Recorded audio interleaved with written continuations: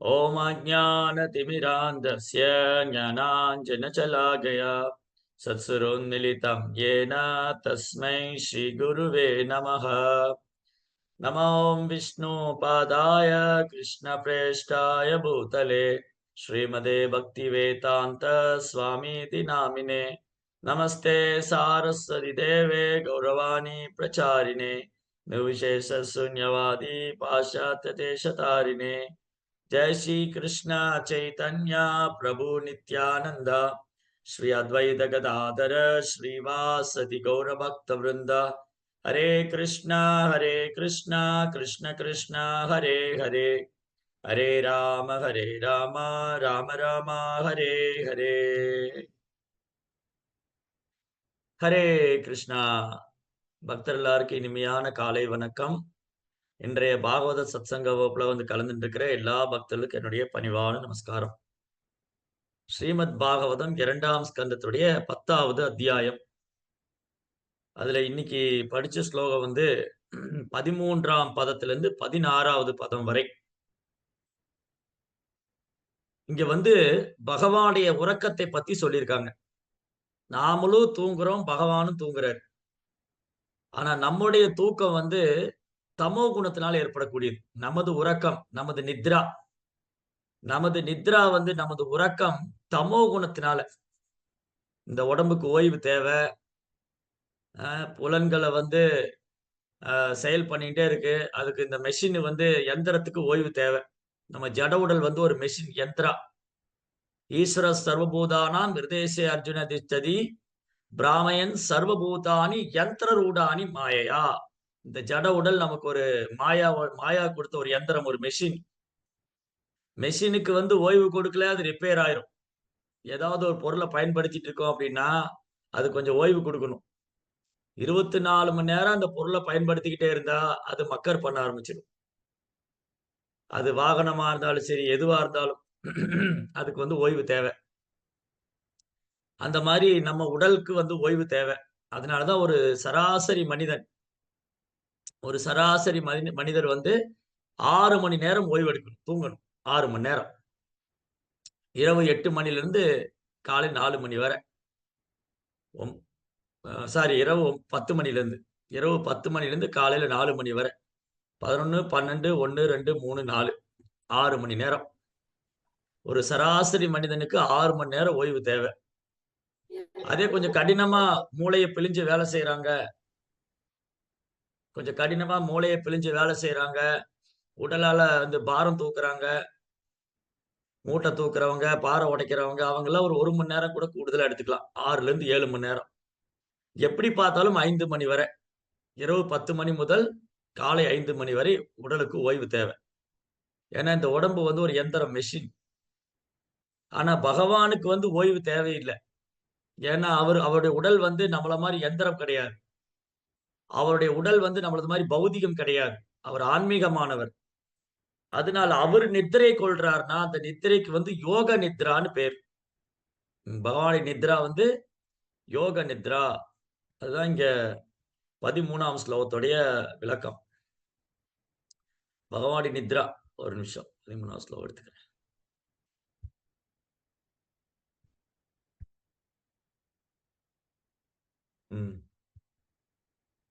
ஏகோ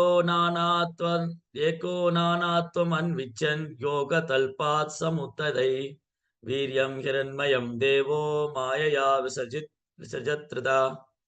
யோக நித்ரை. பகவான் பள்ளி கொண்டிருக்கிறது யோக நித்ரையில. அப்படின்னு என்ன அர்த்தம்? அவர் பள்ளி கொண்டிருக்கிறார், நித்திரையில் இருக்கிறார். ஆனால் அவருடைய புலன்கள் வந்து செயல் பண்ணிக்கிட்டே இருக்கு. அப்படின்னா அவர் புலன்கள் வந்து ஆன்மீகமானது. யோக நித்திரையிலிருந்து கொண்டே எல்லாத்தையும் அவர் நிகழ்த்தி விடுகிறார். பகவான் வந்து அவர் யோக நித்திரையில தான் இருக்காரு. அந்த யோக நித்திரையில இருந்துட்டே அவர் என்ன பண்ணிடுறாரு? Lord, while lying on his bed of mystic slumber, generated the seminal symbol, golden in hue, through external energy out of his desire to manifest varieties of living entities from his alone. படைப்பே நிகழ்த்தி விடுகிறார். மயா தக்ஷேன பிரகிருதி சுயதே சச்சராச்சரம் "ஏதுநானேன கௌந்தேய ஜெகத் பரிவர்த்ததே." மயா அப்படி கடைக்கண் பார்வையாலே பகவான் என்ன பண்ணிடுறாரு, தன் கடைக்கண் பார்வையை செலுத்துறதுனாலேயே இந்த பிரபஞ்சத்தை சிருஷ்டித்து விடுகிறார். அவர் யோக நித்திரையில இருக்கார். அதனால அவர் யோக நித்திரையில இருந்தாலும், இப்ப நம்மளால தூக்கத்துல ஏதாவது செய்ய முடியுமா? நம்மனால தூக்கத்துல ஒண்ணுமே பண்ண முடியாது. கொரட்ட தான் விட முடியும். நாம தூங்குனா, தூக்கத்துல கொரட்ட மட்டும் தான் வரும். வேற ஒண்ணும் செய்ய முடியாது. வேணா தூக்கத்துல ஏதாவது பொலம்பலாம். ஏதோ வானத்துல பறக்கிற மாரி, பூமியில பாதாளத்துல குதிக்கிற மாரி, ஏதாவது கற்பனை பண்ணிக்கிட்டு திடுதிப்புன்னு எழுந்திரிக்கலாம். இதுதான் நம்மளால பண்ண முடியும். நம்மளால தூக்கத்துல பொலம்பலாம், கொரட்ட விடலாம், எங்கேயோ ஆகாசத்துல பறக்கிற மாரி, இல்ல புலி தொரத்துற மாரி, இல்ல பாதாளத்துல விழுகிற மாரிலாம் கனவு காணலாம். கனவு தான் காண முடியும். நாம் இந்த பகவானுடைய மாயா சக்தியுடைய மேற்பார்வையில இருக்கிறதுனாலும், நாம் ஜட உடல் எடுத்துக்கொண்டதாலும், நமது தூக்கம் அறியாமைக்குட்பட்டது. நமது செயல் எல்லாமே முக்குணத்துக்குட்பட்டது. பகவானுடைய தூக்கம் அது யோக நித்ரா. அவர் அப்படி அந்த சயனம் பண்ணிக்கிட்டே தன் கடைக்கண் பார்வையிலே எல்லாத்தையும் செய்து விடுகிறார். படைத்தல், காத்தல், அழித்தல். அது ரொம்ப அழகா அவர் செஞ்சுடுறார். அப்படியே அந்த யோக நித்திரையில இருந்துட்டு. அதனால பகவானுடைய செயல்களை நம்ம செயலோடு ஒப்பிடவே முடியாது. ஒப்பிடவும் கூடாது. பகவானுடைய செயலை நமது செயலோடு ஒப்பிடவும் முடியாது, ஒப்பிடவும் கூடாது. அவருடைய செயல்கள் எல்லாம் திவ்யமானது. அவருடைய பிறப்பு, அவர் செயல்கள் அதெல்லாம் திவ்யமானது. அதுக்கப்புறம் இந்த யோக நித்திரை மூலமா என்ன பண்றாரு? இங்க ரொம்ப தன்னுடைய இல்லூசினி எனர்ஜி தன்னுடைய மாயாசக்தி மூலமாக through his external energy out of his desire தன்னுடைய தன்னுடைய புறசக்தியினால, தனது மாயாசக்தியினால, தனது விருப்பத்தினால அவர் வெவ்வேறான உயிரினங்களை படைக்கிறார். பாருங்க. அவர் யோக நித்திரையில இருந்துட்டே உயிரினங்கள படைக்கிறார். ம். சோ அதனால இந்த பகவானுடைய கிரியேஷன் அவருடைய படைப்பு. இந்த படைப்பே ஒரு பெரிய அதிசயம் தான். அற்புதம் தான். இங்க இந்த ஜட இயற்கையும் சரி, உயிர்வாளிகளும் சரி. உயர்ந்த சக்தி, தாழ்ந்த சக்தி. ஜட இயற்கை பகவானுடைய தாழ்ந்த சக்தி. உயிர்வாழிகள் பகவானுடைய உயர்ந்த சக்தி. இந்த 2 சக்தியுமே தனித்து சுதந்திரமா செயல்பட முடியாது. இந்த 2 சக்தியுமே தனித்து சுதந்திரமா செயல்பட முடியாது. இந்த 2 சக்தியுமே ஆள்பவர். இந்த 2 சக்தியுமே கட்டுப்படுத்துபவர். இந்த 2 சக்தியுமே பராமரிப்பவர், பாதுகாப்பவர். அவர் பகவான் தான். அத அவர் ரொம்ப சாதாரணமா பண்ணிர்றாரு. அதுதான் கடவுள். கடவுள், ஆண்டவர் அல்லது இறைவன் அல்லது பரமபுருஷரான பகவான் ஸ்ரீ கிருஷ்ணர். அவர் இத ஒரு விளையாட்டா பண்ணிர்றாரு. அவ்வளவுதான். அவருக்கு இது பெரிய வேலையே இல்ல. இந்த பிரபஞ்சத்தை படைக்கிறதோ, பரிபாலிக்கிறதோ, அழிக்கிறதோ, அது சர்வசாதாரணமா அவர் பண்ணிர்றாரு. அவருக்குன்னு இதுல கஷ்டமெல்லாம் ஒண்ணும் கிடையாது. அதுக்கப்புறம் என்ன சொல்றாங்க?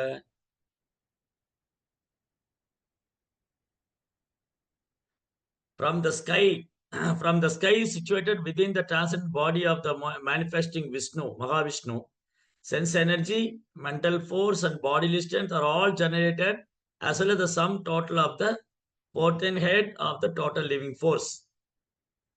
அவர்தான் லிவிங் ஃபோர்ஸ். எல்லாத்துக்கும் சக்தி, சக்திமான். இங்க இயங்கக்கூடிய சக்திகள் எல்லாவற்றுக்கும் அவர் சக்திமானாக இருக்கிறார். அத மேலும் அடுத்த ஸ்லோகத்துல பிரபுபாத் ரொம்ப அழகா வர்ணிக்கிறார். அதுக்கு சுகதேவ் கோசாமி என்ன ஒரு உதாரணம் குடுக்கிறார்ன்னா, ஒரு ராஜா, ஒரு ராஜாவை எப்படி அவருடைய ராஜ்யம், அவரது பரிபாலனங்கள், அவரது பிரஜைகள் எல்லாத்தையும் பின்பற்றுவாங்களோ, அதே போல உயிர் வாழிங்க, அப்புறம் இந்த பௌதிக சக்தி, இது எல்லாமே பகவானை சார்ந்து தான் இருக்கு. பகவான் இயங்குனா தான் இயங்கும். ராஜா இயங்குனா தான் ராஜ்யம். ராஜா இயங்கலைன்னா ராஜ்யம் ஸ்தம்பிச்சு போயிடும். ராஜா இயங்குனா தான் ராஜ்யம். ராஜா இயங்கவில்லை என்றால் இந்த ராஜ்யம் ஸ்தம்பிச்சு போயிரும். அதே மாரி பகவான் இயங்குனா தான் இதெல்லாம் இயங்கும். அதான் பழைய உதாரண பாட்டு. நான் அசைந்தால் அசையும் அகிலம் எல்லாம். கிருஷ்ணர் அசைஞ்சாதான் உலகம் எல்லாம் அசையும். கிருஷ்ணர் நிறுத்திட்டாரு, எல்லாம் ஸ்டாப் ஆயிரும். நேரத்துக்கு கரெக்ட்டா சூரியன் உதிக்குது, காற்று வீசுது. இதெல்லாம் கிருஷ்ணர் கையில தான் சுவிட்ச். ரிமோட் அவர் கையில தான் இருக்கு. பகவான் கையில தான் ரிமோட் இருக்கு. அவர் ஆட்டுவிக்கிறார், நாம் எல்லாம் ஆடுகிறோம். கிருஷ்ணர் வந்து சூரியனை ஆட்டுவிக்கிறார், சூரியன் ஆடுறார். காற்றை ஆட்டுவிக்கிறார், காற்று ஆடுகிறது. அப்போ ஆள்பவர், ஆளப்படுபவர், ஆளும் சக்தி. இந்த 3 விஷயம். ஆள்பவர், ஆளப்படும் சக்தி, ஆளப்படுவது. நம்ம எல்லாரும் இங்க இருக்கிற எல்லா ஜீவராசிகள், ஜீவஜாலங்கள், எல்லா ஜீவராசிங்க, ஜட நிச்சயம். இயற்கை, எல்லா ஜீவராசிகள், ஜட இயற்கை, நம்மை காட்டிலும் தாழ்ந்த சக்தி. நிலம், நீர், நெருப்பு, காற்று, ஆகாயம். ஜடசக்தி. இந்த ஜடசக்தி ஆகட்டும், அதுக்கப்புறம் உயிர்வாளிகள் நாமளாகட்டும், நாம எல்லாம் ஆளப்படுபவங்க. அதுக்கப்புறம் ஆளப்படும் சக்தி. சந்திரனை கட்டுப்படுத்த சந்திரதேவன், சூரியனை கட்டுப்படுத்த சூரிய தேவன், வாயுவை இயக்குவதற்கு வாயு தேவர், அக்னி, வருணன், இந்த மாரி ஆளும் தேவதைகள். சக்தி அளிக்கப்பட்டவங்க, ஆளும் சக்தி. இந்த ஆளும் சக்தி, ஆளப்படும் இயற்கை, ஆளப்படும் உயிர்வாழிங்க, இது எல்லாருக்கும் ஆதாரம். ஆள்பவர். இது எல்லாத்தையும் ஆள்பவர் கிருஷ்ணா. எல்லாத்தையும் ஆள்பவர் கிருஷ்ணர். எப்படி ஒரு ராஜா வந்து தன் மந்திரிகளை வச்சு இந்த ராஜ்யத்தை இயக்குகிறாரோ, ஒரு ராஜா எப்படி தன்னுடைய மந்திரிகளை வச்சு இந்த ராஜ்யத்தை ஆட்சி பண்றாரோ, அதுபோல பகவானது பிரதிநிதிகளான தேவர்களும், உயிர்வாளிகளும் இங்க இந்த 3 விஷயம். ஆள்பவர், ஆளும் சக்தி, ஆளப்படுபவை. அப்ப பகவான் இந்த தேவர்கள வச்சு ஜட இயற்கையும், நம்மையும் நிர்வாகம் பண்றார். ஆட்சி செய்றார். அப்ப பொருளுரையில பிரபுபா ரொம்ப அழகா சொல்லியிருந்தார். என்ன சொல்றாரு? ஒரு தனிப்பட்ட உயிர்வாழி எப்பவுமே அ இந்த மொத்த சக்தியும் நம்பி ஜடசக்தி. இந்த உயிர்வாழி இங்க இறங்கிறதுக்கு, நாம இங்க இயங்குறதுக்கு ஜடசக்திய நம்பி தான் இருக்கோம். Material energy. அப்ப இங்க யாருமே தனித்து சுதந்திரமா செயல்பட முடியாது. எப்படி ஒரு மின் விளக்கு வந்து மின்சாரத்துறையை சார்ந்து இருக்கு. ம். மின் விளக்கு இயங்கணும்னா மின்சாரத்துறை இயங்கணும். மின்சாரத்துறை இயங்குனா தான் மின் விளக்கு இயங்கும். மின்சாரத்துறை இயங்கல, கரண்ட் வராது நமக்கு. அப்ப அதுக்குள்ள நெறைய விஷயம் இருக்கு. நம்ம என்னமோ வீட்ல சுவிட்ச் போட்டோனே லைட் எரிஞ்சிருது. இல்லையா? நம்ம வீட்ல சுவிட்ச போட்ட உடனே லைட் எரியுது. அதுக்கு பின்னாடி ஒரு பெரிய டிபார்ட்மென்ட்டே இருக்கு. அந்த கரண்ட் கனெக்ஷன் குடுத்த லைன்மேனு, அவருக்கு மேல இருக்கிற ஃபோர்மேனு, அவருக்கு மேல இருக்கிற ஜேஇ, ஏஇ அப்படியே போயிட்டே இருப்பாங்க. Assistant engineer, junior engineer, senior engineer அப்படியே போகும். அதுக்கப்புறம் அந்த மின்சாரத்துக்கு தேவையான உபகரணங்கள். அந்த கம்பி, ஒயரு, டிரான்ஸ்பார்மர் இந்த மாரி ஜட வஸ்துக்கள். பாருங்க, நம்ம என்னவோ வீட்ல சுவிட்ச போட்டா லைட் எரிஞ்சிருது. ஆனா அந்த மின்சார கம்பி, அந்த கம்பிக்கு தேவையான உபகரணங்கள், அப்புறம் டிரான்ஸ்பார்மரு, அதுக்கு தேவையான அந்த கம்பம், இதெல்லாம் வந்து ஜட வஸ்து. இந்த ஜட வஸ்துவை ஒருங்கிணைக்கக்கூடிய அந்த கரண்ட் லைன்மேன். அந்த லைன்மேனுக்கு அதிகாரம் குடுக்குற ஃபோர்மேனு. அந்த ஃபோர்மேனுக்கு அதிகாரம் குடுக்குற ஒரு ஜூனியர் ஆபிசரு. அந்த ஜூனியர் ஆபிஸருக்கு அதிகாரம் குடுக்குற ஒரு அசிஸ்டன்ட் ஆபிசரு. அந்த அசிஸ்டன்ட் ஆபிஸருக்கு அதிகாரம் குடுக்குற ஒரு சீனியர் ஆபிசரு. இப்படியே போனா இந்த டிபார்ட்மென்ட்க்கு மேல ஒரு ஒரு எலக்ட்ரிசிட்டி மினிஸ்டர் ஒருத்தர் இருக்கிறார். மின்சாரத்துறை அமைச்சர். அந்த மின்சாரத்துறை அமைச்சர் யாரு மேல மேற்பார்வை செயல்படுறாரு? பிரைம் மினிஸ்டர், பிரதான மந்திரி. மின்சாரத்துறை மந்திரி, பிரதான மந்திரி கீழ இருக்காரு. அதே போல தான் இங்க என்ன சொல்லியிருக்குன்னா, ரொம்ப அழகா இங்க சொல்றாங்க. Total power house is on dependent reservoir of water. ஒட்டுமொத்த பாருங்க, இங்க ஒரு பிரபுபா அழகா உதாரணம் தர்றாரு. எப்படி உதாரணம் குடுக்குறாருன்னா, அதே மின்சாரத்துறை எடுத்துக்குவோம். இப்போ மின்சாரத்துறை வந்து என்ன பண்ணுது? ஆ ஒரு electrical instrument bulb, light, fan, AC, refrigerator இதெல்லாம் எத சார்ந்து இருக்குன்னா, பவர் ஹவுஸ் மின்சாரத்துறையை சார்ந்து இருக்கு. இந்த டோட்டல் மின்சாரத்துறையும் எதை சார்ந்திருக்கு? அது எங்க இருந்து கரண்ட் எடுக்குறாங்க? நீர் தேக்கத்தை சார்ந்திருக்கு. நீர் தேக்கம் இல்லையா? நதிகள்ல இருந்து, அப்புறம் காற்றுல இருந்து இந்த மாரிலாம் மின்சாரம் எடுக்குறாங்க. இப்ப வந்து விண்ட்ல காற்றுல இருந்து மின்சாரம் எடுக்குறாங்க. அணுவுல இருந்து மின்சாரம் எடுக்குறாங்க. நிலக்கரியில இருந்து மின்சாரம் எடுக்குறாங்க. இல்லையா? நிலக்கரி அணுமின் ஆலையம். அதிலிருந்து மின்சாரம் எடுக்குறாங்க. ஆட்டம் அணுவுல இருந்து மின்சாரத்த உற்பத்தி பண்றாங்க. அப்புறம் தண்ணீல இருந்து மின்சாரத்த எடுக்குறாங்க. சரி இதெல்லாம் எத டிபெண்ட் பண்ணியிருக்கு? Total reservoir of water for generating electricity, water depending on the cloud. இந்த நீர்த்தேக்கம் வந்து மேகத்த நம்பி இருக்கு. சரி மேகம் எத சார்ந்து இருக்கு? மேகம் வந்து சூரியனை சார்ந்து இருக்கு. சூரியன் எதை சார்ந்து இருக்கு? படைப்புல சார்ந்து இருக்கு. படைப்பு எதை சார்ந்து இருக்கு? படைப்பு வந்து பகவானை சார்ந்து இருக்கு. பாத்தீங்களா? அப்ப வேர கண்டுபிடிக்கணும். இன்னைக்கு பெரும்பாலும் மக்கள் வந்து முட்டாள்தனமா வேர விட்டுட்டு கிளைகளையும், பழங்களையும் பார்த்து அதிசயப்படுறாங்க. ஓ! இந்த மரம் இவ்வளவு அழகா வளர்ந்திருக்கா? ஓ! இந்த மரத்தில இவ்வளவு அழகழகான பழங்கள் இருக்கின்றனவா?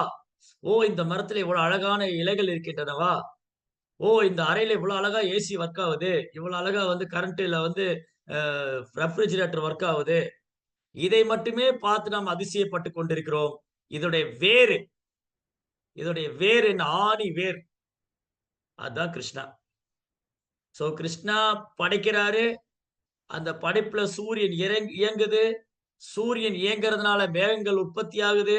மேகங்கள் உற்பத்தி ஆகும்போது அவரு அந்த மழை நீர வந்து சூரியன் வந்து நீரை ஆவியாக்கி மேகத்துல கொண்டு போய் மேகம் மழையா பொழியுது. அது மூலமா நீர் தேக்கங்கள் உருவாகுது. அந்த நீர் தேக்கத்திலிருந்து மின்சாரம் எடுக்குறாங்க. அந்த மின்சாரத்திலிருந்து வந்து லைன் சப்ளை ஆகுது. அந்த சப்ளை ஆகுற லைன்ல இருந்து நம்ம பேசிட்டு இருக்கோம். Right? So everything is inter dependent.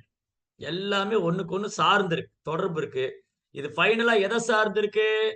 நூலில் முத்துக்கள் கோர்க்கப்பட்டது போல் அனைத்தும் என்னையே சார்ந்திருக்குங்க. மத்த பரதரம் அந்யத் கிஞ்சித் அஸ்தி தனஞ்சயா. அர்ஜுனா என்னை விட உயர்ந்த உண்மை கிடையாது. நான் தான் பரம சத்தியம். கிருஷ்ணா வந்து பரம சத்தியம். Absolute truth. கிருஷ்ணரை விட உயர்ந்த உண்மை இல்ல. எல்லாமே அவரே தான் சார்ந்திருக்கு. மயி சர்வமிதம் புரோதம் சூத்ரே மணிகனா இவ. நூலில் முத்துக்கள் கோர்க்கப்பட்டது போல் அனைத்தும் என்னையே சார்ந்திருக்கு. சோ, இந்த மாதிரி பகவான் தான் எல்லாத்துக்கும் பின்னாடி இருக்கிறார். அவர்தான் வேர். பாருங்க மரத்துல நம்மளால வேர பார்க்க முடியல. யாராவது வேர பார்க்கிறோமா என்ன? மாங்கா மரத்தோட வேரு, இது வந்து புளிய மரத்தோட வேரு, எந்த மரத்தோட வேரையும் பார்க்க முடியாது. ஆணி வேர் வந்து உள்ளுக்குள்ள ஆழத்துல இருக்கும். அந்த மரத்துடைய ஆணி வேர் வந்து மரத்தினுடைய நிலத்தில உள்ளுக்குள்ள ஆழத்துல இருக்கும். ஆனால் மரத்தைக் கண்டு அதிசயப்படுறோம். ஓ! இந்த மரம் எவ்வளவு பழமையானது. இந்த மரம் எவ்வளவு வலுவானது. இந்த மரம் வந்து ரொம்ப பலமா இருக்கு. ரொம்ப ஸ்ட்ராங்கா இருக்கு. இந்த மரம் இவ்வளோ அழகா இருக்கு. எதனால? அந்த வேருனால தான். வேறு கண்ணுக்கு தெரியறதில்ல. நம்ம மரத்தைக் கண்டு அதிசயப்படுறோம். நம்ம என்ன பண்ணிடுறோம்? வேர விட்டுட்டு மரத்தைக் கண்டு ஆச்சரியமா பார்க்கிறோம். ரைட்? எப்படி மரத்துக்கு வேரு முக்கியமோ, அந்த வேருனால தான் அந்த மரமே நிக்குது. அதுபோல இங்க எல்லாமே கிருஷ்ணரையே சார்ந்து இருக்கு. கிருஷ்ணரையே நம்பி இருக்கு. வேரு ஸ்ட்ராங்கா இல்ல, மரம் அவ்வளவுதான் போச்சு. ஒரு சிறு காற்றடித்தாலும் மரம் முறிந்து விடும். நம்ம அன்னைக்கு பேசிட்டு இருந்த அந்த உதாரணம். எந்த மரம் வந்து பயங்கரமா புயல் காத்து வீசினாலும் ஒண்ணும் ஆகாது. எந்த மரம்?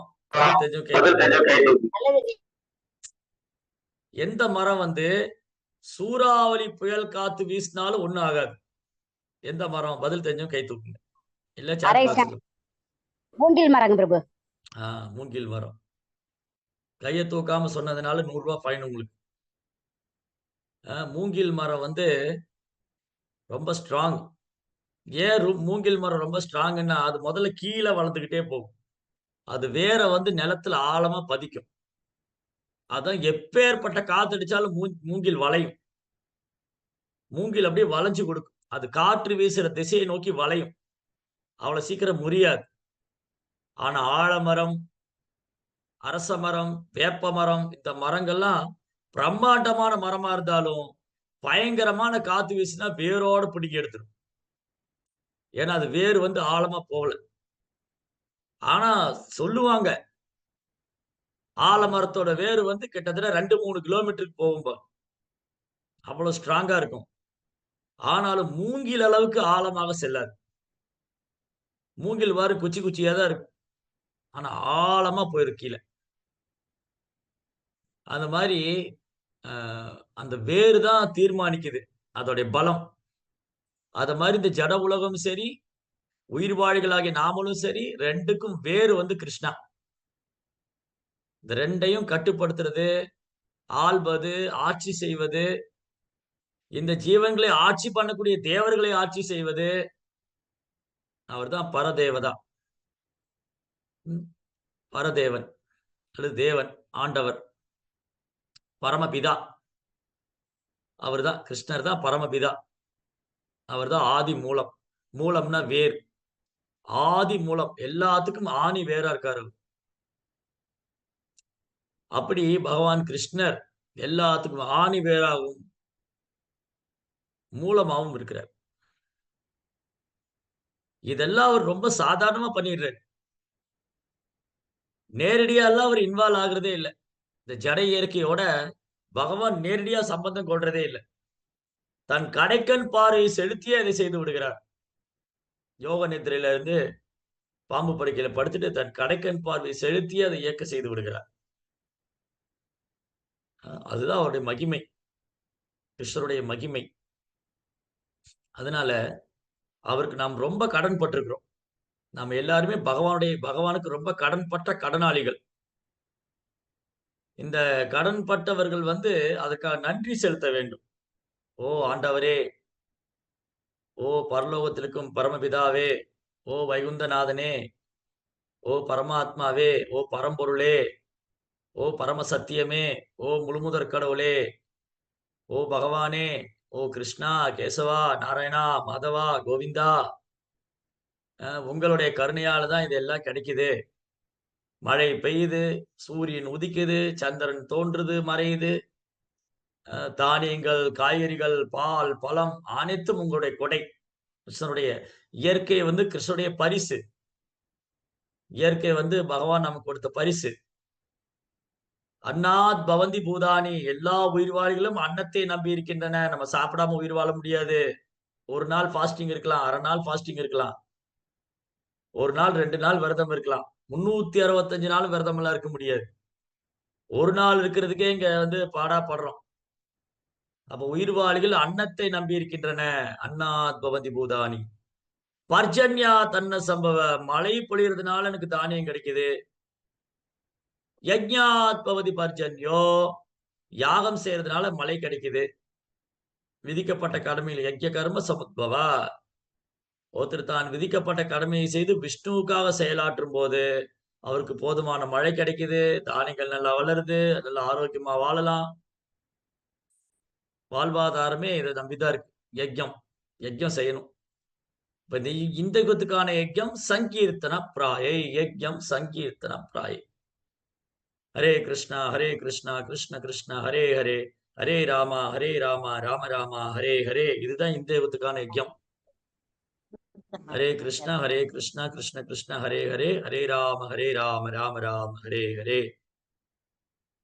இந்த யுகத்துக்கான யஜ்ஞம் இது. நேற்று கூட ராதாஷ்டமி பண்டிகை கொண்டாடிட்டு இருந்தோம். ஸ்ரீமதி ராதாராணி ஹரே கிருஷ்ணா மந்திரத்துல ஹரே, ஹரே, ஹரா, ஹரா அவங்க தான் ஹரே. ராதாராணி தான் ஹரே கிருஷ்ண ஹரே கிருஷ்ணா. சோ ராதே கிருஷ்ணங்கிறதா ஹரே கிருஷ்ணா. ஓ ராதாராணி, ஓ கிருஷ்ணா, ஹரே கிருஷ்ணா, ஹரே கிருஷ்ணா, கிருஷ்ண கிருஷ்ணா, ஹரே ஹரே, ஓ ராதாராணி, ஓ கிருஷ்ணா, ஓ ராதாராணி, ஓ கிருஷ்ணா, என்னை எப்படியாவது உங்க சேவையில் ஈடுபடுத்துங்க. உங்க அனுகிரகத்தினால தான் எனக்கு எல்லாமே கிடைக்குது. அப்ப இந்த நாமம் சொல்றது யஜ்ஞம். யஜ்ஞானாம் ஜப யஜ்ஞோஸ்மி. நான் யாகத்திலே ஜப யாகமா இருக்கின்றேன். யஜ்ஞம் சங்கீர்த்தன பிராய. இந்த யுகத்துக்கான யஜ்ஞம் நாம சங்கீர்த்தனம். அப்போ பிரபுபாதர் என்ன சொல்றாரு? ஒரு 3ஆம் அத்தியாயம் 14ஆம் ஸ்லோகத்துடைய பொருளுரையில கடைசி வரியில பிரபுபாத் சொல்றாரு, உணவு பற்றாக்குறையை போக்குறதுக்காக வேண்டியாவது ஒரு தியாகம் செஞ்சுதான் ஆகணும். இந்த ஜட உலகத்துல எதுக்குமே பற்றாக்குறை இருக்கக்கூடாது. நம்ம ஒரு அமைதியான, ஒரு நிம்மதியான வாழ்க்கையை வாழ வேண்டுமானால், அதுக்கு வேண்டியாவது நாம் பிரார்த்தனை செய்தாகணும் ராதாராணி கிட்டயும், கிருஷ்ணர் இடத்திலயும். ராதா கிருஷ்ணருடைய திருவடிகள்ல பிரார்த்தனை செய்யும். அவர்தான் விதையளிக்கும் தந்தை. பீஜமாம் சர்வபூதானாம் வித்தி பார்த்த சனாதனா. இந்த உயிர்வாளிகளுடைய தந்தை அவர்தான். இந்த அகிலத்துடைய தாய், தந்தை, முன்னோன், காப்பவன். பிதாகமஸ்ய ஜெகதோ மாதா தாதா பிதாமக. பரமபிதா அவர்தான். அதனால அவர்ட்ட பிரார்த்தனை செய்யணும். கிறிஸ்தவர்லாம் பிரார்த்தனை செய்றாங்க. ஓ பரலோகத்திற்கும் பரமபிதாவே, ஆண்டவரே. அதான் கிருஷ்ணர்ட்ட பிரார்த்தனை பண்ணணும். ஓ எம்பெருமானே, கேசவனே, மாதவரே, கோவிந்தரே, என்னை எப்படியாவது உங்க சேவையில் ஈடுபடுத்துங்க. நான் உங்களுக்கு பக்தி செய்யணும். அதான் முக்கியம். அதுக்கு எந்த தடங்களும் இருக்கக்கூடாது. அதுக்கு எந்த விதமான தடங்களும் இருக்கக்கூடாது. எந்த ஒரு உள்நோக்கும் இருக்கக்கூடாது. வெறுமனே எனக்கு இறைவன் எல்லாம் குடுக்கிறாரு. அவருக்கு நான் அன்பு செய்ய வேண்டும். அதுதான் அவசியம். அதான் உத்தமமான பக்தி. எந்த ஒரு உள்நோக்கம் இல்லாம, எந்த ஒரு எதிர்பார்ப்பும் இல்லாம வெறுமனே கிருஷ்ணரை திருப்திப்படுத்தணும். அப்போ கலியுகத்துல ராதா கிருஷ்ணர் வழிபாடுங்கிறது ஹரே கிருஷ்ணா மந்திரம் உச்சரிக்கிறது தான். நம்ம ராதா கிருஷ்ணரை நேரடியா வழிபடக்கூடிய தகுதி இழந்துட்டோம். நம்ம எல்லாருமே ராதா கிருஷ்ணரை நேரடியாக வழிபடக்கூடிய தகுதி இழந்து விட்டோம். நம் ராதா கிருஷ்ணரை புறக்கணித்து விட்டோம். நாம் கிருஷ்ணரை புறக்கணித்து விட்டோம். நாம் மாயா சக்தியினுடைய பிடியில இருக்கிறோம். அதிலிருந்து விடுபடணும்னா, கிருஷ்ணருடைய மாயா சக்தி பகிரங்க சக்தின்னு பார்த்தீங்க. எக்ஸ்டர்னல் எனர்ஜி, புறசக்தி, பகிரங்க சக்தி. அதனுடைய பிடியில நம்ம இருக்கோம். கிருஷ்ணருடைய இன்டர்னல் அந்தரங்க சக்தி ஸ்ரீமதி ராதாராணி. அவங்க மேற்பார்வையில் இருக்க வேண்டியவங்க. நம்ம ராதாராணியோட மேற்பார்வையில் இருக்க வேண்டியவங்க, மாயாதேவியோட மேற்பார்வையில் இருக்கோம். எங்க இருக்க வேண்டியவங்க, எங்க இருக்கிறோம்னு பார்த்துக்கணும்.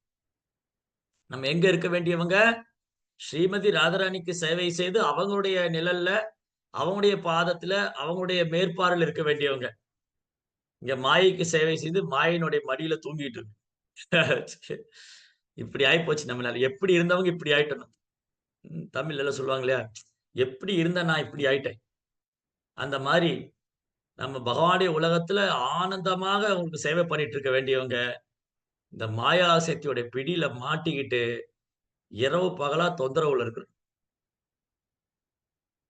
அதனால நாம அவர்ட்ட அன்பு செய்ய வேண்டும்.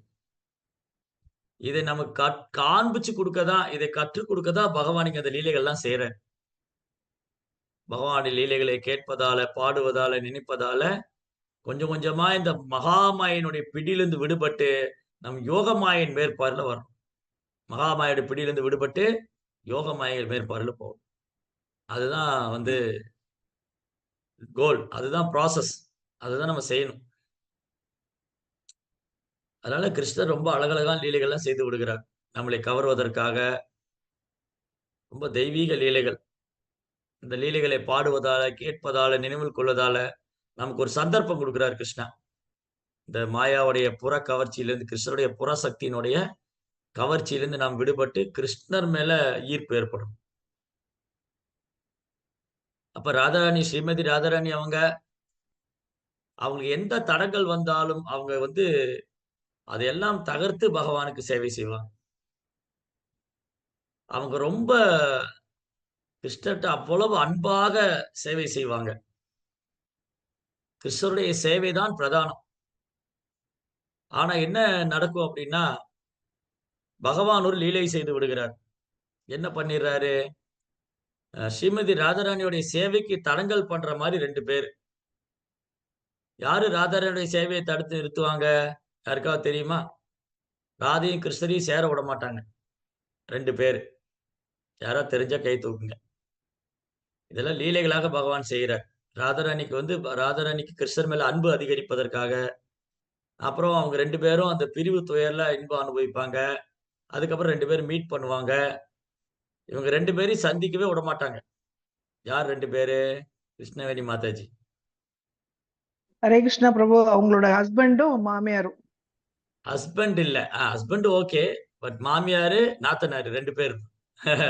இந்த ஊர்ல, ஹரே இந்த கிருஷ்ணா. உலகத்துல கூட ஒரு கல்யாணம் பண்ணி ஒரு பொண்ணு ஒரு வீட்டுக்கு போனா, அங்க மாமியார் என்னை எப்படி நடத்துவாங்களோ, நாத்தனார் என்னை எப்படி நடத்துவாங்களோன்னு பயந்துகிட்டே இருப்பாங்க. விமலா மாதாஜி கை தூக்கியிருக்காங்க. அதான் பிரபு, ஜட்டிலா குட்டிலா அவங்க 2 ஜோதிலா, பேர் ஜோதிலா, குட்டிலா. குட்டிலா 2 பேரு. மாமியாரு, நாத்தனாரு. யாரு மாமியார் ஆகுறாங்க? இன்னைக்கு மருமகளா இருக்கிறவங்க அடுத்தது மாமியார் ஆவாங்க. இல்லையா? ஆனா காலங்காலமா இதான் நடக்குது. மருமகளுக்கு மாமியாருக்கு ஒத்து வராது. மாமியார கண்டா மருமகளுக்கு பிடிக்காது. மருமகள கண்டா மாமியாருக்கு பிடிக்காது. தமிழ்ல ஒரு பழமொழியே சொல்லுவாங்க. மாமியார் உடைச்சா மண் குடம், மருமக உடைச்சா பொன் குடம்லாம் சண்டை போட்டுக்குவாங்க. இல்லையா?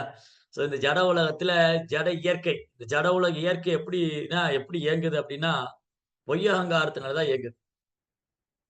பொய் அகங்காரம். சோ என்னாச்சு?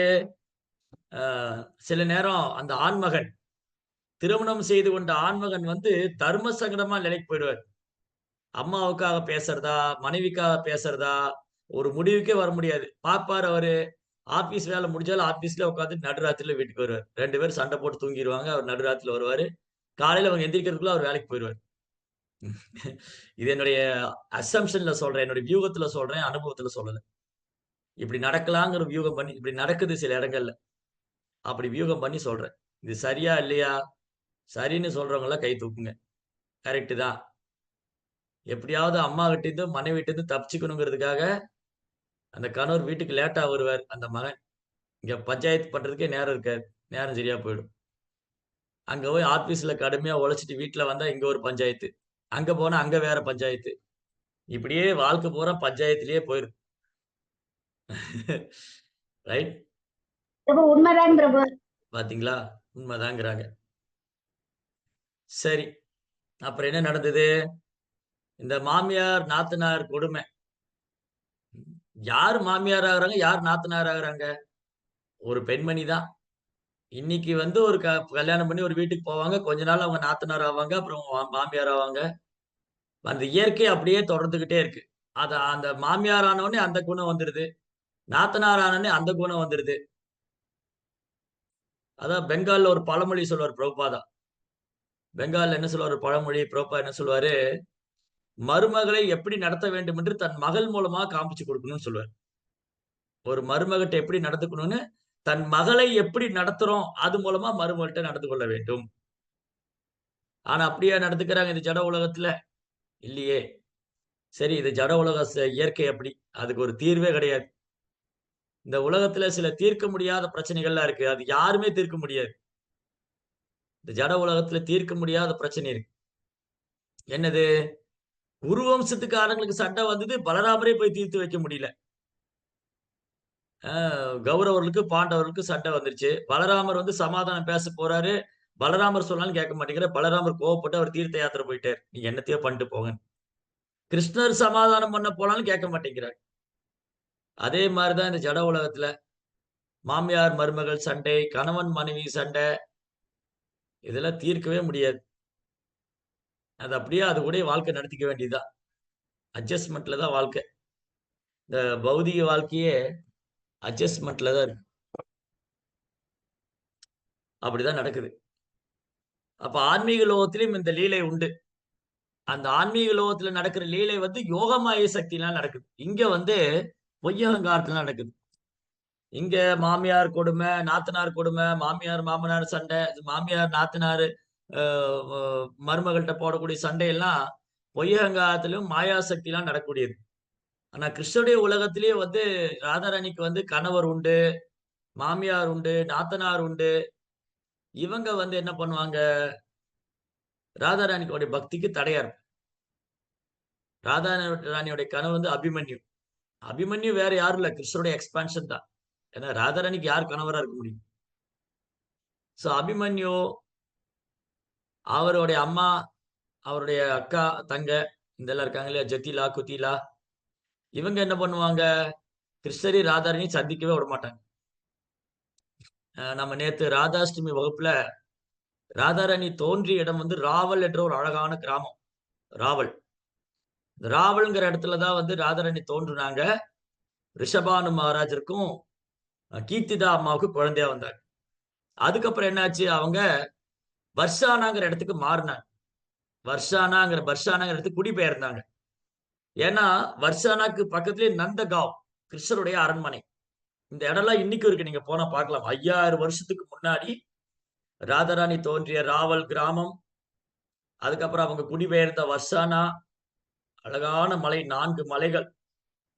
அந்த 4 மலையிலும் 4 ராதாகிருஷ்ணர் கோயில் இருக்கு. ரொம்ப அழகா இருக்கும். யாரா போயிருந்தா கை தூக்குங்க. பர்ஷானா. சோ பர்ஷானா கிராமம், அதுக்கப்புறம் கிருஷ்ணருடைய அரண்மனை நந்தகாவ். ஏன்னா ரிஷபானு மகாராஜரும் நந்த மகாராஜரும் நண்பர்கள்.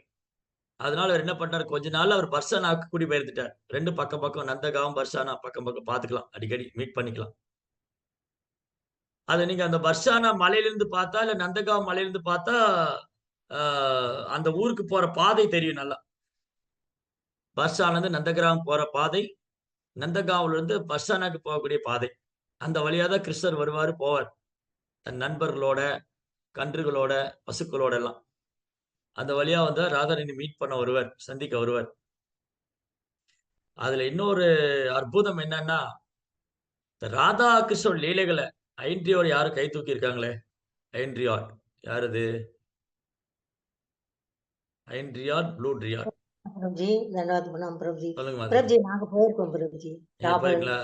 ரொம்ப பாக்கியம் பண்ணியிருக்கீங்க. ஹரே கிருஷ்ணா. தேங்க்யூ மாதா. தண்டவத் வாழ்க்கையில ஒரு தடவையாவது அங்கெல்லாம் போகணும். அது என்னன்னா, அது 2ம் சாதாரண நாங்களும் மலை. போயிருக்கோம் பிரபுஜி. நீங்களும் போயிருக்கீங்களா? நானும் சரி. போயிருக்கோம். அப்ப பாக்கியம் பண்ணவங்க லிஸ்ட் அதிகமாயிட்டே இருக்கு இப்போ. ரொம்ப சந்தோஷம். நானும் அது ஏன்? போயிருக்கேன் பிரபு. ஹரே கிருஷ்ணா, ஹரே கிருஷ்ணா. தேங்க்யூ. அப்ப என்னன்னா, இந்த 2 மலைகளும் சாதாரண மலைகள் அல்ல. நந்தகாவ்ங்கிற மலை, அந்த மலை ஒரு சிறிய மலை, அதுக்கு மேல கிருஷ்ணருடைய அரண்மனை இருக்கும். இன்னொன்னு 4 மலைத்தொடர் அடுத்தடுத்து இருக்கும். 4 மலைத்தொடர். அந்த 4 மலைத்தொடர்லயும் வந்து ராதாகிருஷ்ணருடைய கோயில் இருக்கு. இது என்னன்னா, மாபெரும் தேவர்கள், பிரம்மதேவர், மகாதேவர் போன்ற மாபெரும் தேவர்கள் ராதாகிருஷ்ணர் லீலைகளை வந்து தியானம் செய்து கொண்டு, ஸ்மரணம் செய்து கொண்டு பர்வதம் வடிவுல, மலை வடிவுல இருக்கு. ஒட்டுமொத்த நந்தகாவ் கிருஷ்ணருடைய அரண்மனை வந்து மகாதேவர் அந்த பர்வத ரூபத்துல இருந்து பகவானுடைய லீலைகளை அனுபவிக்கிறார். மகாதேவர் நந்தகாவ்ங்கிற மலை வந்து மகாதேவர் அவருடைய மலை ரூபத்துல இருக்கார். அதே போல பர்ஷானா 4 மலை, பிரம்மாவுடைய 4 சிரசு. பிரம்மாவுக்கு 4 தலை உண்டு. அந்த பர்ஷானா வந்து ராதாராணியோடைய அவங்க இருந்த இடம். ரொம்ப அழகான கோயில் இருக்கு அங்க. மயூர் டெம்பிள். மயில் மாதிரி நடனம் ஆடுவாங்க கிருஷ்ணரும் ராதாராணி. மயூர் மந்திர்.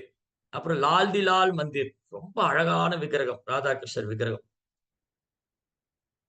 ஒரு முறை என்னாகும், அந்த மயூர் டெம்பிள், மயூர் அப்படின்னா மயில், மயூர் மந்திர். ஒரு நாள் அந்த மலைத்தொடர்ல ராதாராணியும் கிருஷ்ணரும் உட்கார்ந்து இருக்காங்க. மயில்கள்லாம் ரொம்ப அழகா தோகை விரிச்சு ஆடும். மயில் பாத்தீங்கன்னா இந்த மழை பெய்யறதுக்கு முன்னாடி அப்படி தோகையை விரித்து ஆடும், அப்படி அழகா. உடனே ராதாராணி வந்து கிருஷ்ணர்ட்ட சவால் விட்டாங்க. கிருஷ்ணா, நீ ரொம்ப நடனம் ஆடுவேலாம் பேசிக்கிறீ இல்லையா? எங்க உன்ன மாதிரி மயில் மாதிரி வேணா டான்ஸ் ஆட முடியுமா? இந்த மயில் மாதிரி நடனம் ஆடு பார்க்கலாம். மயில் வந்து எவ்வளவு அழகா தோகை விரித்து ஆடுது. நீ கூட நடராஜன் பேர் வச்சுக்கிட்ட. நடராஜராஜன். நடராஜர் ஆடல் அரசன் வந்து மகாதேவ். சிவபெருமான் வந்து நடராஜன். அந்த நடராஜனுக்கும் ராஜன், ஆடல் அரசருக்கும் அரசன் கிருஷ்ணா. ஓகே, நீங்க வந்து இப்படி ஆட முடியுமா? ராதாராணி சேலஞ்ச் பண்ணாங்க, சவால் விட்டாங்க கிருஷ்ணருக்கு. ஓ, அது என்ன மயிலு, நான் ஆடுறேன் பாருங்க அப்படின்னு கிருஷ்ணர் வந்து மயிலை போல தோகை விரித்து ஆடுகிறார். மயில்கள்லாம் தோத்து விட்டுறன. மயில் எல்லாம் வந்து அப்படி ஆச்சரியமா பாக்குது, வியந்து பாக்குது பகவானுடைய நடனத்தை. அப்படி அழகா கிருஷ்ணர் நடனம் ஆட, ராதாராணியும் ஓடி வந்து அவங்களும் சேர்ந்து நடனம் ஆட, அங்க ராதையும் கிருஷ்ணரும் மயில் போல தோகை விரித்து அப்படியே துள்ளி குதித்து நடனம் ஆட. அந்த கோயில்ல பாத்தீங்கன்னா நிறைய பெயிண்டிங் எல்லாம் வரைஞ்சிருப்பாங்க. ராதா கிருஷ்ணர் வந்து இந்த மயில் மாதிரி தோகை விரித்து நடனம் ஆடியது. அந்த பர்ஷானா மலை வந்து பிரம்மர் தான் அந்த பர்ஷானா மலையா இருக்காரு. அங்க ராதாகிருஷ்ண லீலைகளை எப்பவுமே ஸ்மரணம் பண்ணிட்டு இருக்காரு. சரி, இந்த ஜட்டிலா குட்டிலா என்ன பண்ணுவாங்க? ராதாராணிய வீட்டை விட்டே வெளியே அனுப்ப மாட்டாங்க. ஏன்னா இந்த கிருஷ்ணர் வந்து தெரியாத்தனமா இந்த பொண்ணுகிட்ட பேசுறாரு, பழகுறாரு. எப்படியா கிருஷ்ணர்கிட்ட சேரவே விடக்கூடாது. ராதாராணியும் கிருஷ்ணரையும் மீட் பண்ணவே வைக்கக்கூடாது. மீட் பண்ணவே விடக்கூடாது. அதோட நிறுத்திக்கலாம் அவங்க. ராதாராணிய பற்றி நெறைய தப்பா பேசுறது. இந்த பொண்ணு பாருங்க, இவ வந்து என் மருமக, அந்த கிருஷ்ணர் கூட போய் போய் உட்கார்ந்துக்கிறாங்க. அவர் கூட பேசுறது, பழகுறது, என்ன பழக்கம் இது? அப்படின்னு ராதாராணிய பத்தி பேசுவது. ஜட்டிலா, குட்டிலா 2 பேரும் உட்கார்ந்து பொழுதன்னைக்கு இதான் வேலை. வாட்ச் பண்ணிட்டே இருக்கிறது அவங்க. ராதாராணிய வாட்ச் பண்ணிட்டே இருக்கணும். இவள கிருஷ்ணரோட சேர விடக்கூடாது. அப்படின்னு 24 ஹவர்ஸ் ராதாராணிய வெளியே அனுப்ப மாட்டாங்க. ராதாராணிக்கு கிருஷ்ணர பார்க்காம இருக்க முடியாது. கிருஷ்ணருக்கும் ராதாராணிய பார்க்காம இருக்க முடியாது. அப்ப அங்க சூரிய குண்டுன்னு ஒரு அழகான இடம் இருக்கு. சூரிய குண்டுன்னா குளம். சூரிய குண்டு. அவங்க ஒரு சூரிய கோயில் இருக்கு. Sun god temple. அப்ப ராதாராணி சொல்லுவாங்க, பொண்ணுங்கலாம் வந்து கணவருக்காக பிரார்த்தனை பண்ணுவாங்க. அப்ப சூரிய கோயில்ல போய் நான் வந்து கணவருக்காக பிரார்த்தனை பண்றேன். அப்படின்னு அவங்க கோயிலுக்கு போவாங்க. சரி, சரி கோயிலுக்கு போனோமா, வந்தோமான்னு இருக்கணும். போய் அந்த ஷியாமசுந்தர் கூட உட்கார்ந்து விடிய விடிய கதையெல்லாம் அடிச்சிட்டு இருக்க கூடாது. நாங்க டைம் பார்த்துக்கிட்டே இருப்போம். நீ எப்ப போற? எப்ப வர்ற? ஆ? ராதாராணி சூரியனார் கோயிலுக்கு போனாங்க. சூரிய குண்டில் இருக்கிற அந்த டெம்பிள். அபிமன்யு வீட்டுக்கு வராரு. ராதா எங்க? அவ கோயிலுக்கு போறேன்ட்டு போனா இன்னைக்கு காணோம். இரு நான் பின்னாடியே போய் பார்க்கிறேன். ஒரு கோயிலுக்கு தான் போயிருக்காங்க. அந்த கோயில்ல போனா ராதாராணி கிருஷ்ணரோட பேசிக்கிட்டு இருக்காங்க. கிருஷ்ணருக்கு தெரியாங்க ராதாராணி வருவாங்க. ராதாராணி அங்க வருவாங்க அப்படின்னு கிருஷ்ணா வெயிட் பண்ணிட்டு இருக்காரு. அபிமன்யு வந்த உடனே கிருஷ்ணர் என்ன பண்ணுவாரு? டக்குன்னு போய் மறைஞ்சிடுறாரு. மறைஞ்சிட்டு அந்த சூரியன் மாரி பேசுவாரு. இந்த அபிமன்யுக்கு, "ஏய் யார் இவ்வளவு நேரம் யார் கூட பேசிட்டு இருந்த?" அந்த சூரியனுடைய விக்கிரகத்துக்கு பின்னாடி இருந்து கிருஷ்ணர் பேசுவாரு. "அவ என் கூட தான் பேசிட்டு இருந்தா. நான் தான் ஆசீர்வாதம் பண்ணிட்டு இருந்தேன். நான் தான் நீ நல்லா இருக்கணும்னு சொல்லிட்டு இருந்தேன்." "ஓ! அப்படியா? அப்ப இங்கேயே இருக்கட்டும். நெறைய பிரேயர் பண்ணட்டும் அவங்க." ஓ! சன் காட் கூட பேசுறாங்களா அவங்க? ராதாராணி வந்து அவங்க பக்தியினால சூரிய தேவன சந்தோஷப்படுத்திட்டாங்க. சூரிய தேவன் பேசுறாரு, ஆசீர்வதிக்கிறாரு. "அப்ப நீ இங்கேயே இரு." அப்படின்ட்டு அவரு போயிருவாரு. மாரி அ ரொம்ப அழகழகான லீலைகள்லாம் இருக்கு. இன்னொரு நாள் என்ன நடக்கும்? அம் இந்த கிருஷ்ணா வந்து அபிமன்யுவோடைய ரூபத்துல அபிமன்யுவோட ரூபத்துல வருவாரு. அபிமன்யுவோட ரூபத்துல வந்துட்டு, அ ராதாராணி வந்து வீட்டுக்குள்ள இருப்பாங்க. இந்த ஜட்டிலா, குட்டிலா வீட்டுக்குள்ள விடமாட்டாங்க கிருஷ்ணாவ. கிருஷ்ணா என்ன பண்ணுவாரு? அபிமன்யுவோட ரூபத்துல வந்துருவாரு. அபிமன்யுவோட ரூபத்துல வந்த உடனே, ஆ போய் ராதாராணி கூட பேசிட்டு இருக்காரு. அப்ப பார்த்தா ஒரிஜினல் அபிமன்யு வந்துட்டாரு. ஒரிஜினல் அபிமன்யு வந்த உடனே, இந்த கிருஷ்ணா என்ன பண்ணுவாரு? அந்த ரூம விட்டு மறைச்சிருவாரு. இவங்க என்ன பண்ணுவாங்க? இந்த ஜட்டிலா, குட்டிலாவோ, ஓ! இந்த கிருஷ்ணா ஒரு மாயக்கண்ணன். என் பையன் வீட்டுக்குள்ள தான் இருக்கான். அது தெரியாம இப்ப வரான்னு சொல்லிட்டு, ஒரு தடி எடுத்துட்டு போய் அவன அடிக்க போவாங்க. அவன் ஓடுவான். நான் தான் அபிமன்யு. "ஏய்! நீ ஏமாத்துற. நீ வந்து வாசுதேவன். நீ கிருஷ்ணா. நீ வந்து அந்த மாயக்கண்ணன். நீ உன் ரூபத்த மாத்திண்டு வந்த எங்களுக்கு தெரியாதுன்னு நெனைக்கிறியா?" அப்படின்னு ஒரு தடி எடுத்துட்டு போய் 2 பேரும் அவர தொரத்துறாங்க. ஆனா அவன் தான் ஒரிஜினல் அபிமன்யு. அவன் ஓடிருவான் வீட்டுக்கு பயந்து. அடிச்சு போடுவாங்கன்னு. இன்னொரு நாள் இதே மாரி தான் கிருஷ்ணா கிருஷ்ணா வந்து ராதாராணி கூட பேசிட்டு இருக்காங்க. அப்ப மேல யாரோ பேசுற சத்தம் கேட்குது. இந்த ஜட்டிலா, குத்திலா ஓடுறாங்க. ஓ! இந்த கிருஷ்ணா வந்து செவுரு ஏறி வந்து கிருஷ்ணருடைய ராதாரணியுடைய ரூம்குள்ள போயிட்டாரு. செவுரு ஏறி குதிச்சு வந்து பால்கனியில இருக்கக்கூடிய ராதாராணி ரூம்குள்ள பேசிட்டு இருக்காருன்னு சொல்லி இவங்க ஒரு குச்சி எடுத்துட்டு போவாங்க. அப்ப வந்து கதவ தட்டுவாங்க. "ஏய் ராதே! யார் கூட பேசிட்டு இருக்க? கதவ தெற. அந்த கிருஷ்ணன் தானே?" ஐயோ! ராதாராணி "கிருஷ்ணா இப்ப அவங்க வந்துட்டாங்களே! என்ன செய்றது? என்ன செய்றது நான் இப்போ?" சரி இன்னும் நான் ஓடிடுறேன். கிருஷ்ணா அந்த பக்கம் ஜன்னல் வழியா இறங்கி ஓடிடுவாரு. இவங்க கதவ திறந்து பார்த்தா யாரும் இல்ல அங்க. "எங்க அந்த கிருஷ்ணன் ஓடிட்டானா? பாரு." அவர் ராதாராணி "இல்ல கிருஷ்ணா இங்க வரவே இல்லையே." "இல்லையே, நீங்க பேசின்றது சத்தம் கேட்டது. நான் நான் தனியா பேசிட்டு இருந்தேன்." "இல்ல, இல்ல. நீ கிருஷ்ணா கூட தான் பேசிட்டு இருந்த." அப்புறம் சுத்தி முத்தி பார்த்தா அங்க ஒரு புல்லாங்குழல் இருக்கு. அங்க ஒரு புல்லாங்குழல் இருக்கு. "பாத்தியா அங்க புல்லாங்குழல் இருக்கு. கிருஷ்ணன் வந்தாரு." இந்த புல்லாங்குழலு கிருஷ்ணர் கொண்டு வரல. வெளியில மழை பெஞ்சது. அதுலருந்து எடுத்தேன். புல்லாங்குழலே மழையா பொழிஞ்சது. யார்ட்ட கதை சொல்ற புல்லாங்குழல் மழை பெஞ்சது? உண்மையில நம்பினா எட்டி பாருங்க, நம்பிக்கை இல்லைன்னா. ஜன்னல் வழியா எட்டி பார்த்தா புல்லாங்குழல் மழை பெய்யுது. புல்லாங்குழலே மழையா பெய்யுது. ஆச்சரியம் உங்களுக்கு. இது எப்படி நடந்தது? அது மாரி நெறைய அதிசயங்கள், அற்புதங்கள் நடக்கும். நெறைய அதிசயங்கள், அற்புதங்கள். அப்போ ஸ்ரீமதி ராதாராணிக்கு வந்து பகவானுடைய சேவை, அவரை தரிசனம் பண்ணுவது, அவருக்கு சேவை செய்வது, அவங்கள பிரிந்து அவங்களால இருக்க முடியாது. அதே மாரி கிருஷ்ணராலும் ராதாராணிக்கு சேவை ராதாராணியோட அன்பு பரிமாற்றம். இந்த அன்பு பரிமாற்றம் தான் அங்க பிரதானமா இருக்கு. அந்த அன்பு, அந்த பிரேமம், அந்த பிரேமத்தை பகவான் அனுபவிக்கின்றார். அதுதான் இன்னைக்கு முதல் நாள் வகுப்புல பேசினோம். இரண்டற்ற ஒரே மெய்ப்பொருள். பகவான் கிருஷ்ணரே அந்த கிருஷ்ணர் தான் ராதையாக தன்னை விஸ்தாரம் செய்து கொள்கிறார். தன்னுடைய சக்தி, பகவானுடைய அந்தரங்க சக்தியான ஹலாதினி சக்தி மூலமா ராதாராணி தோன்றுறாங்க. அப்ப ராதையும் கிருஷ்ணரும் வேற வேற இல்ல. அந்த அந்தரங்க சக்தி தான் ராதாராணியா தோன்றுனாங்க. எதுக்கு? அந்த மாதுரிய பாவம், பிரேமத்தை கிருஷ்ணர் மேல அன்பு செலுத்தி அந்த அன்பை பகவான் அனுபவிக்கிறார். அப்ப பகவான் தன்னில் தான் திருப்தி அடைகிறார். ராதாராணி வந்து இந்த ஜட உலகத்தை சேர்ந்தவங்களோ பௌதிகமானவங்களோ கிடையாது. ராதாராணி வந்து பகவானுடைய அந்தரங்க சக்தி, ஹலாதினி சக்தி, பேரானந்த சக்தி, கிருஷ்ணருக்கு பேரானந்தம் கொடுக்கும் சக்தி. அப்ப அது கிருஷ்ணருடைய சக்தி தான்.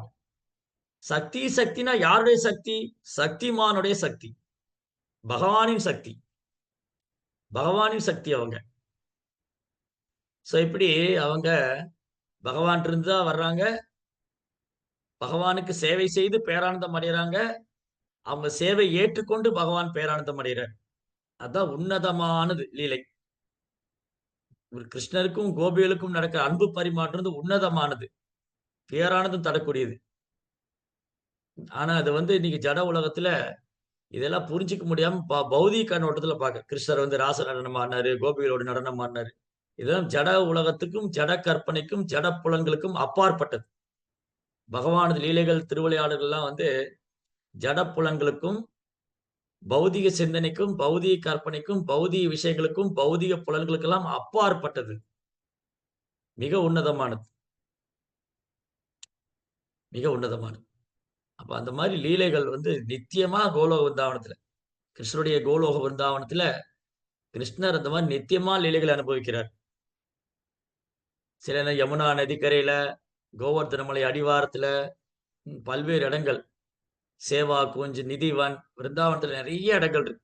கிருஷ்ணர் ராசநட லீலை புரிந்தது, கோபியோடைய வஸ்திரம் எடுத்துன்னு போனது, காளிங்க நர்த்தனம் செய்தது, இந்த இடங்கள்லாம் இன்றைக்கும் இருக்குது. 5000 வருஷத்துக்கு முன்னாடி நடந்தது. சைதன்ய மகாபுடைய கருணையால தான் அது கிடைச்சது. ஏன்னா 5000 வருஷத்துக்கு முன்னாடி நடந்தது, காலப்போக்கில் எல்லாம் மறைந்து விட்டது. சைதன்ய மகாபிரபு அதே கிருஷ்ணர் தான். ஸ்ரீ கிருஷ்ண சைத்தன்யா, ராதா கிருஷ்ணா நகை அன்யா. ராதா கிருஷ்ணர் 2 பேரும் ஒன்னானா சைத்தன்ய மகாபிரபு. சைதன்ய மகாபிரபு கிருஷ்ணர் தான் ராதாராணியோடைய பாவத்துல இருக்கு. அவர் தான் கண்டுபிடிச்சு கொடுத்தார். இதுதான் விருந்தாவனம், இதுதான் விருந்தாவன் பக்தி, இதுதான் கோபிகளுடைய பாவம். இந்த பாவத்துல தான் ஸ்ரீமதி ராதாராணி இருப்பாங்க. இந்த மாதிரிதான் ராதாராணி வந்து கிருஷ்ணர் மேல அன்பை வெளிப்படுத்தினாங்க. ராதாராணி, ஸ்ரீமதி ராதாராணி கிருஷ்ணர் மேல உள்ள வைத்திருக்கிற அன்பை யாரால் வெளிப்படுத்த முடியும்? யாராலும் வெளிப்படுத்த முடியாது. யாரால் அதை முழுமையா அனுபவிக்க முடியும்? யாராலும் அதை உணர முடியாது. பகவான் மட்டும்தான் அதை வெளிக்காமிக்க முடியும்.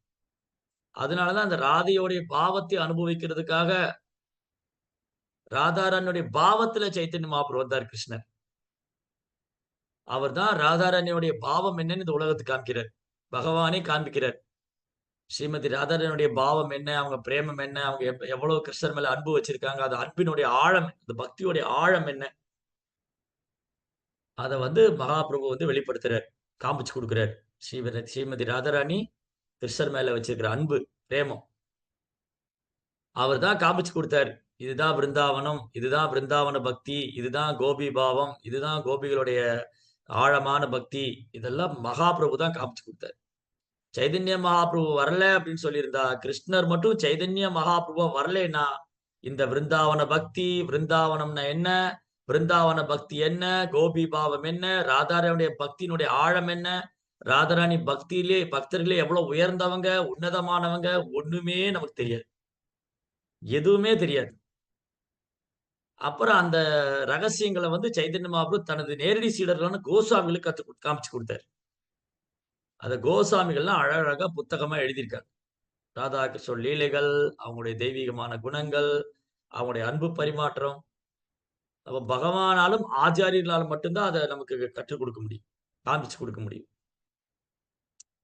பகவானும் பகவானது தூய பக்தர்கள் அவங்களும் அதை அனுபவிக்கிறாங்க. விருந்தாவனத்து கோசாமிகள் அந்த கிருஷ்ணர் மேல உள்ள பிரேமத்தை அனுபவிச்சாங்க. அவங்கனால மட்டும்தான் அது சாத்தியம். அதனால நம்ம முந்தைய ஆச்சாரியருடைய அடிச்சுவட்டை பின்பற்றி சைதன்ய மகாபுருடைய போதனைகளை நாம் செய்து வருவோமே ஆனால் குறைந்தபட்சம் ஒரு நாளைக்கு 16 மாலை ஹரே கிருஷ்ண கிருஷ்ண கிருஷ்ண ஹரே ஹரே ஹரே ராம ராம ராம ஹரே. இந்த நாம ஜபம் வந்து கிருஷ்ண பிரேமம் தரக்கூடியது. ஏன்னா இந்த நாமத்துல ராதாராணியும் இருக்காங்க, கிருஷ்ணரும் இருக்காரு. அவங்க தான் கிருஷ்ண பிரேமத்தை தர முடியும். ஸ்ரீமதி ராதாராணி தான் தர முடியும், சைதன்ய மகாபிரபு தான் தர முடியும், பகவான் தான் தர முடியும். அப்புறம் ஆச்சாரியருடைய அனுகிரகத்தினாலதான் நாமத்தை ஜபிக்க முடியும். நாமத்தை குற்றமிட்டு ஜபிக்கணும்னா ஆன்மீகருடைய ஆசீர்வாதம், முந்தைய ஆச்சாரியருடைய கருணை. இதையே நாம் எப்பொழுதும் நம்பி இருக்க வேண்டும். இதுதான் சரணாகதி. ஆன்மீகருடைய கருணை, முந்தைய ஆச்சாரியன் கருணை, ஸ்ரீமதி ராதாராணியின் கருணை, கிருஷ்ண பகவான் சைதன்ய மகாபிரபுவின் கருணை, இதையே நாம் நம்பி இருக்கோம். இதுதான் நம்ம கிருஷ்ணர் மேல தூய அன்பு கொடுக்கும், பிரேமத்தை கொடுக்கும். அதுதான் நம் வாழ்க்கையின் குறிக்கோள். இந்த மனித வாழ்க்கையின் ஒரே குறிக்கோள் கிருஷ்ணரை அடையிறதுதான். இந்த மனித பிரிவின் ஒரே குறிக்கோள் கிருஷ்ண பிரேமம், கிருஷ்ணர் மேல தூய அன்பு பிரேமம் அடைவது. அதுதான் அல்டிமேட் கோல். இப்ப ராதாராணிகிட்ட பிரார்த்தனை செய்ய வேண்டியது என்ன? நீங்க எப்பவுமே ராதே, நீங்க எப்பவுமே கிருஷ்ணருடைய நினைவிலே இருக்கீங்க. 24 மணி நேரம் நீங்க பகவானுக்கு சேவை பண்ணிட்டே இருக்கீங்க. அந்த கிருஷ்ண கான்சியஸ்லயே இருக்கு, கிருஷ்ண உணர்வுலயே இருக்கீங்க. நீங்க ஒரு க்ஷணம் கூட, கண் இமைக்கும் நேரம் கூட பகவானுடைய சேவை விட்டு விலகுவதில்லை. இப்ப எனக்கு அந்த சேவையில உற்சாகம் வரணும், ஆர்வம் வரணும், அப்புறம் வந்து பற்றுதல் வரணும், நாமத்துல ருச்சி வரணும், பகவான் மேல பற்றுதல் வரணும், பக்தி செய்வதற்கு ஆர்வம் வரணும், சேவை செய்வதற்கு உற்சாகம் ஆர்வம் வரணும். அது நீங்க கொடுங்க. அதுதான் ராதாராணிட்ட பிரார்த்தனை பண்ணும். ஸ்ரீமதி ராதாராணிட்டையும் கிருஷ்ணாட்டையும் பகவானுடைய புனித நாமம், அந்த புனித நாமம் எல்லாம் கொடுக்கும். புனித நாமத்திட்ட அதுதான் பிரார்த்தனை செய்யும். நான் அபராதம் இல்லாம உங்க நாமத்தை சொல்லணும், குற்றம் இல்லாம ஜபிக்கணும், யார்கிட்டையும் குற்றம் காணக்கூடாது, எந்த பக்தரையும் குறை சொல்லக்கூடாது, யாருடைய பக்திக்கு நான் தடங்களாக இருக்கக்கூடாது. இந்த மாதிரி பிரார்த்தனை செஞ்சு கிருஷ்ணர் தத்துவம், ராதா தத்துவம், ராதா கிருஷ்ண தத்துவம், கிருஷ்ணருடைய தத்துவம், ஸ்ரீமதி ராதாராணியின் தத்துவம், ராதா கிருஷ்ண தத்துவத்தை நாம் புரிந்து கொள்ள வேண்டும். அதை புரிஞ்சு அவங்க மேல அன்பை வளர்த்துக்கிட்டு அவங்க தொடர்ந்து சேவை செய்து அந்த அன்பை வளர்த்து கொண்டு திரும்பியும் நித்தியமான அவங்க சேவையில போயிருக்கு, நித்தியமான லீலையில போய் நம்ம சேவை செய்யும். அதுக்கான பயிற்சி தான் இங்க பிரபுபாத் கொடுக்குறாரு. அதனால இந்த ஒரு விஷயம் நம்ம நல்லா புரிஞ்சுக்கணும். இங்க சொன்ன மாதிரி பகவான் யோக நித்தியிலிருந்து எல்லாத்தையும் செஞ்சிடறாரு. இதெல்லாம் வந்து அவரு இந்த பிரபஞ்சத்தை இயக்கி படைத்து காத்து அழித்து எல்லாம் பண்ணிட்டு இருக்காரு. ஆனா இதுக்கு அப்பா இதை விட, இந்த சிருஷ்டிப்பு லீலையை விட அவர் வந்து ரொம்ப அற்புதமான லீலைன்னா அவருடைய தெய்வீக லீலைகள், அவருடைய அந்தரங்க லீலைகள். இந்த சிருஷ்டிப்பு லீலையெல்லாம் வந்து இந்த பிரபஞ்சத்தை படைத்து காத்து அதெல்லாம் வந்து இந்த மகாவிஷ்ணு அந்த மாதிரி செஞ்சிடறாரு. அவருடைய உன்னதமான லீலை என்னன்னா அவர் வந்து ராதா கிருஷ்ண லீலைகள், பிருந்தாவன லீலை, கோபர்களோடும் கன்றுகளோடும் பசுக்களோடும் நண்பர்களோடும் கோபிகளோடும் அவர் செய்யக்கூடிய லீலை, அது மிக உன்னதமானது. அந்த லீலைக்குள்ள நம்ம நுழையணும். அந்த லீலையில போய் நம்ம ஆழம் பார்க்கணும். அந்த லீலையை நாம் அனுபவிக்க வேண்டும். அதுக்கு படிப்படியா நம்மை தயார் செய்து கொள்ள வேண்டும். அப்படின்னா கிருஷ்ண தத்துவத்தை நல்லா புரிஞ்சுக்கணும். அதனாலதான் இங்க வந்து படைப்பினுடைய கர்த்தா யாரு, எப்படி அவர் இதெல்லாம் செய்யறாரு, காற்று எங்கிருந்து வந்தது, நிலம் எங்கிருந்து வந்தது, பூமி எங்கிருந்து வந்தது, இதோட வேற கண்டுபிடிச்சு அது கிருஷ்ணர் தான் தெரிஞ்சுக்கிட்டு அவர் மேல அன்போட அப்போ அது ஸ்ட்ராங்கா கிருஷ்ண தத்துவத்தை உணரும் போது பக்தி ரொம்ப ஆழமாகும், பக்தியில உறுதியாகும். ஸ்ரீமதி ராதாராணிய கல்யாண குணங்களை பாடுவதாலும் கேட்பதாலும் அவங்க மேல உள்ள அன்பு அதிகரிக்கும். அவங்களுடைய ஆசீர்வாதம் வேண்டி பிரார்த்தனை செய்வோம், அவங்களுக்கு சேவை பண்ணணும், நம்ம ராதாகிருஷ்ணனுடைய பாதத்துல தூசியா இருக்கணும். அப்படிங்கிற அந்த கான்சியஸ்னஸ் உணர்வு, அதான் கிருஷ்ண கான்சியஸ்னஸ், கிருஷ்ண உணர்வு. அந்த உணர்வை நாம் வளர்த்துக் கொள்ள வேண்டும். அது தொடர்ந்து பாடுவதால, கேட்பதால, ஜெபிப்பதால, நினைவில் கொள்வதால மட்டும்தான் அது சாத்தியம். பக்தர்கள் சங்கத்துல வந்து ஆச்சாரிட்ட இருந்து கேட்டு, பிரபுபாத் புஸ்தகம் வாசிச்சு, படிப்படியா நம்ம அதுல அட்டாச்மென்ட் டெவலப் பண்ணி பற்றுதலை வளர்த்துக் கொள்ள வேண்டும். அப்புறம் எல்லாம் தானா வெளிப்படும். நம்ம வந்து குற்றமற்று நாம ஜெபிக்கும்போது, அந்த நாம ஜெபம் எல்லாத்தையும் நமக்கு வெளிப்படுத்தும். ஹரே கிருஷ்ணா மந்திரத்துல தான் எல்லாமே இருக்கு. நம்ம பக்தியில முன்னேற்றம் அடையிறது, பக்தியில உறுதியாகிறது, நாம ருச்சி, சேவா ருச்சி, கிருஷ்ணர் மேல அன்பு, ராதாராணி மேல அன்பு, அவங்களுடைய சேவையை அனுபவிக்கிறது எல்லாமே நம்முடைய சாண்டிங்ல தான் இருக்கு. சாண்டிங் தான் சாவி. நமக்கு கிருஷ்ண பிரேமத்தை திறக்கிறதுக்கான சாவி வந்து சாண்டிங். நம்ம இதயத்துல கிருஷ்ண பிரேமம் இருக்கு, அது பூட்டி இருக்கு. அந்த பூட்ட திறக்கணும். அந்த திறவுகோல் தான் சாவி தான் ஹரே கிருஷ்ணா மகாமந்திரம்.